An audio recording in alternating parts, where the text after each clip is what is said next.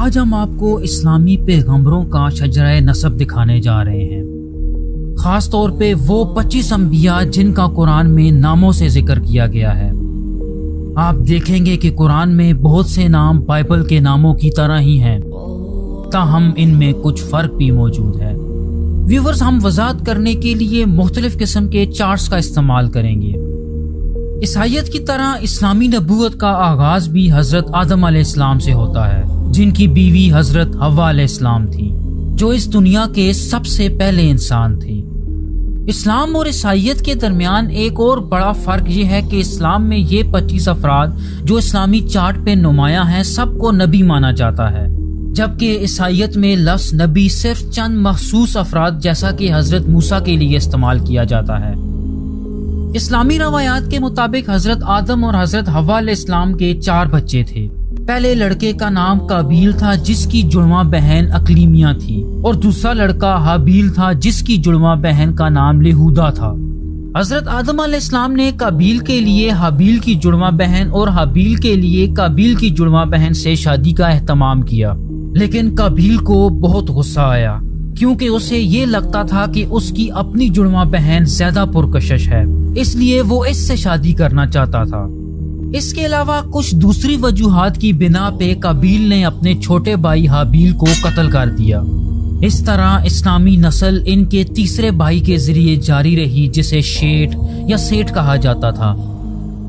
اسلام میں اگلے بڑے پیغمبر حضرت ادریس علیہ السلام ہیں۔ حضرت ادریس علیہ السلام کو عام طور پہ بائبل میں ہنوک کے نام سے جانا جاتا ہے۔ اسلامی روایات کے مطابق حضرت ادریس علیہ السلام پہلے انسان تھے جنہوں نے قلم استعمال کیا، اور سب سے پہلے جنہوں نے ایسٹرونومی اور دوسری سائنسز پہ کام کیا وہ حضرت نوح علیہ السلام کے پردادا بھی تھے۔ آپ چارٹ پہ دیکھ سکتے ہیں کہ ہم نے بعض انبیاء کو زیادہ نمایاں کیا ہے، جیسا کہ حضرت نوح علیہ السلام، حضرت ابراہیم علیہ السلام اور حضرت موسیٰ علیہ السلام۔ اس کی وجہ یہ ہے کہ ان انبیاء کو اولو العزمی کہا جاتا ہے یا محدث الانبیاء کے نام سے جانا جاتا ہے۔ بلا شبہ حضرت نوح علیہ السلام نے دنیا کی پہلی کشتی بنائی تھی، جو چند دوسرے انسانوں اور جانوروں کے ایک گروپ کے ساتھ اللہ کے ایک عذاب یعنی ایک سیلاب سے بچ گئے تھے، اور ان کا چوتھا بیٹا اور بیوی سیلاب میں ڈوب گئے تھے کیونکہ وہ نافرمانوں میں سے تھے۔ اگلے 2 نبیوں یعنی ہود اور صالح علیہ السلام کی کہانی بائبل میں نہیں ملتی، تاہم قرآن میں عرب کے ایک قبیلے کے بارے میں آتا ہے جسے سمود کہا جاتا تھا، جس نے حضرت صالح علیہ السلام سے مطالبہ کیا تھا کہ وہ انہیں اللہ کی طرف سے کوئی نشانی دیں۔ اس مطالبے کے جواب میں اللہ تعالیٰ نے ایک اونٹنی کو معجزانہ طور پہ پتھر سے پیدا کر دیا، لیکن قوم سمود نے آخرکار اس اونٹنی کو زخمی کر دیا، اور اسی وجہ سے اللہ کی طرف سے آنے والے زلزلے میں تباہ ہو گئے۔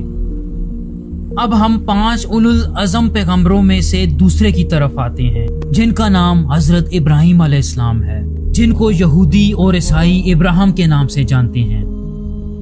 ویورز، اس جگہ پہ پیغمبروں کے خاندان میں ایک بہت اہم تقسیم ہے، اور واقعات کے قرآنی نسخے اور بائبل کے نسخوں کے درمیان بھی کئی بڑے فرق ہیں۔ دونوں روایات کے مطابق حضرت ابراہیم علیہ السلام کے 2 بڑے بیٹے تھے، حضرت اسماعیل علیہ السلام اور حضرت اسحاق علیہ السلام۔ عرب یعنی محمد صلی اللہ علیہ وآلہ وسلم حضرت اسماعیل علیہ السلام کی نسل میں سے ہیں، جبکہ بنی اسرائیل حضرت اسحاق علیہ السلام کی اولاد ہیں۔ اسلامی روایات میں حضرت ابراہیم علیہ السلام کے بارے میں بہت سے ایسے واقعات ہیں جو بائبل میں نہیں ملتے۔ ایک مشہور قصہ یہ ہے کہ حضرت ابراہیم علیہ السلام کو توحید کی تبلیغ کرنے کی وجہ سے آگ میں ڈال دیا گیا، اور وہ بغیر کسی نقصان کے اس آگ سے باہر نکل آئے۔ لیکن اسلام اور بائبل کے نسخوں میں جس کہانی میں سب سے زیادہ فرق ہے وہ حضرت ابراہیم علیہ السلام کے بیٹے کی قربانی کا واقعہ ہے۔ بائبل کے مطابق حضرت ابراہیم علیہ السلام کو اپنے دوسرے بیٹے حضرت اسحاق علیہ السلام کی قربانی کا حکم دیا گیا، جبکہ قرآن میں قربان ہونے والے کو حضرت ابراہیم علیہ السلام کا پہلا بیٹا یعنی حضرت اسماعیل علیہ السلام کہا جاتا ہے۔ اسلام میں حضرت اسماعیل اور حضرت اسحاق علیہ السلام دونوں کو نبی مانا جاتا ہے، اور حضرت ابراہیم علیہ السلام کے بھتیجے یعنی حضرت لوط علیہ السلام کو بھی نبی مانا جاتا ہے۔ حضرت ابراہیم علیہ السلام حضرت اسماعیل کو مکہ لے گئے، جہاں ان دونوں نے مل کے خانہ کعبہ تعمیر کیا، جو اسلام کے مقدس ترین مقامات میں سے ایک سمجھا جاتا ہے۔ ویورز، حضرت شعیب علیہ السلام اور حضرت محمد مصطفیٰ صلی اللہ علیہ وآلہ وسلم کے علاوہ باقی تمام انبیاء حضرت اسحاق کی نسل میں سے ہیں۔ حضرت اسحاق علیہ السلام کے بعد ان کے بیٹے حضرت یعقوب علیہ السلام آئے۔ حضرت یعقوب علیہ السلام کے بیٹے حضرت یوسف علیہ السلام تھے۔ حضرت یوسف علیہ السلام اس طرح سے منفرد ہیں کہ ان کا قصہ قرآن مجید میں ایک سورت کی شکل میں مکمل طور پہ بیان کیا گیا ہے۔ بنیادی طور پہ حضرت یعقوب علیہ السلام کے 12 بیٹے تھے، جن میں سے حضرت یوسف علیہ السلام ان کے پسندیدہ تھے۔ اسی وجہ سے ان کے دوسرے بھائیوں نے حسد کرتے ہوئے انہیں کنویں میں پھینک دیا، لیکن پھر بعد میں وہ مصر کے بادشاہ بن کے سامنے آئے۔ اگلے 2 نبی حضرت یعقوب علیہ السلام کی نسل میں سے نہ تھے۔ حضرت ایوب علیہ السلام حضرت یعقوب کے بھائی کی اولاد میں سے تھے، جبکہ حضرت شعیب علیہ السلام حضرت ابراہیم علیہ السلام کے ایک بیٹے مدیان کی اولاد میں سے تھے۔ دلچسپ بات یہ ہے کہ اگرچہ اسلام کی ابتدا عرب میں ہوئی، لیکن قرآن میں جن 25 انبیاء کا نام لیا گیا ہے، ان میں سے صرف 4 وہاں مقیم رہے۔ حضرت شعیب علیہ السلام ان 4 میں سے ایک تھے، باقی حضرت ہود اور صالح علیہ السلام ہیں، جن کا ذکر ہم پہلے ہی کر چکے ہیں، اور یقیناً حضرت محمد صلی اللہ علیہ وآلہ وسلم بھی ہیں۔ حضرت شعیب علیہ السلام کی بیٹی حضرت صفورہ علیہ السلام کی شادی اگلے بڑے نبی حضرت موسیٰ علیہ السلام سے ہوئی۔ حضرت موسیٰ علیہ السلام 5 اولو العزم انبیاء میں سے تیسرے نمبر پہ ہیں، اور در حقیقت قرآن مجید میں ان کا نام کسی بھی دوسرے نبی سے زیادہ یعنی 135 مرتبہ آیا ہے۔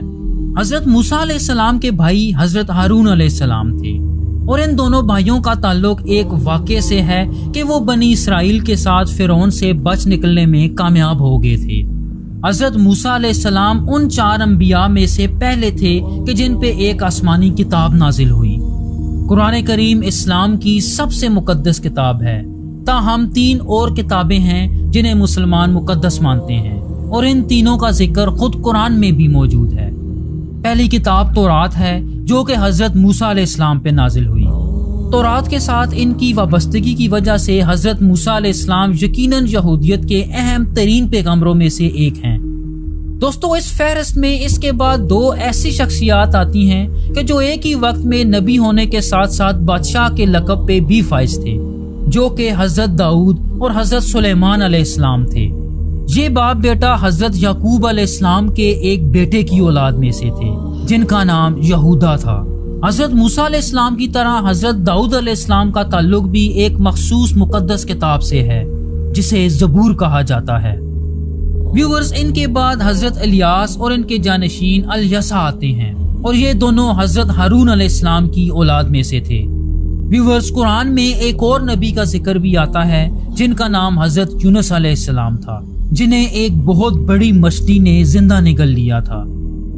اس کے بعد ہم حضرت زکریا، حضرت یحییٰ اور حضرت عیسیٰ علیہ السلام پہ آتے ہیں۔ حضرت زکریا علیہ السلام حضرت یحییٰ کے والد تھے۔ قرآن مجید کے مطابق حضرت زکریا علیہ السلام کی بیوی کی ایک بہن تھی، جس کی شادی عمران نامی ایک شخص سے ہوئی تھی۔ عمران حضرت مریم علیہ السلام کے والد تھے، لیکن پھر حضرت عمران کی وفات کے بعد حضرت مریم علیہ السلام حضرت زکریا کی سرپرستی میں آ گئیں۔ بلا شبہ حضرت مریم علیہ السلام سے بھی زیادہ معروف ان کے بیٹے حضرت عیسیٰ علیہ السلام ہیں۔ اسلام میں حضرت مریم علیہ السلام نے حضرت عیسیٰ علیہ السلام کو اس وقت جنم دیا کہ جب وہ کنواری تھی، اور اسلام کے مطابق حضرت عیسیٰ علیہ السلام کے کوئی باپ نہ تھے، تاہم عیسائیوں کے مطابق حضرت عیسیٰ علیہ السلام کا ایک باپ تھا، اور وہ خدا کو حضرت عیسیٰ علیہ السلام کا باپ مانتے ہیں۔ حضرت عیسیٰ علیہ السلام کو 5 اولو العزم پیغمبروں میں سے ایک سمجھا جاتا ہے۔ ان پر اسلام کی 4 مقدس کتابوں میں سے تیسری کتاب یعنی انجیل نازل ہوئی۔ حضرت عیسیٰ علیہ السلام کے بارے میں قابل غور بات یہ ہے کہ مسلمان اور عیسائی حضرت عیسیٰ علیہ السلام کی دوسری آمد پر یقین رکھتے ہیں، جو کہ تاریخ کے آخر میں واقع ہوگی۔ اب ہم اسلام کے سب سے اہم پیغمبر کی طرف آتے ہیں، جو کہ 5ویں اولو العزم پیغمبر ہیں، نبی آخر الزمان حضرت محمد مصطفیٰ صلی اللہ علیہ وآلہ وسلم۔ حضرت محمد صلی اللہ علیہ وآلہ وسلم آخری نبی اور رسول ہیں، اس لیے انہیں خاتم النبیین کے نام سے بھی جانا جاتا ہے۔ اور اگر دوسرے لفظوں میں بات کی جائے تو محمد صلی اللہ علیہ وآلہ وسلم کے بعد اللہ کا اپنے بندوں کے ساتھ براہ راست رابطہ ہمیشہ کے لیے ختم ہو گیا۔ اللہ نے آپ صلی اللہ علیہ وآلہ وسلم پر اپنی آخری اور سب سے اہم کتاب قرآن نازل کی۔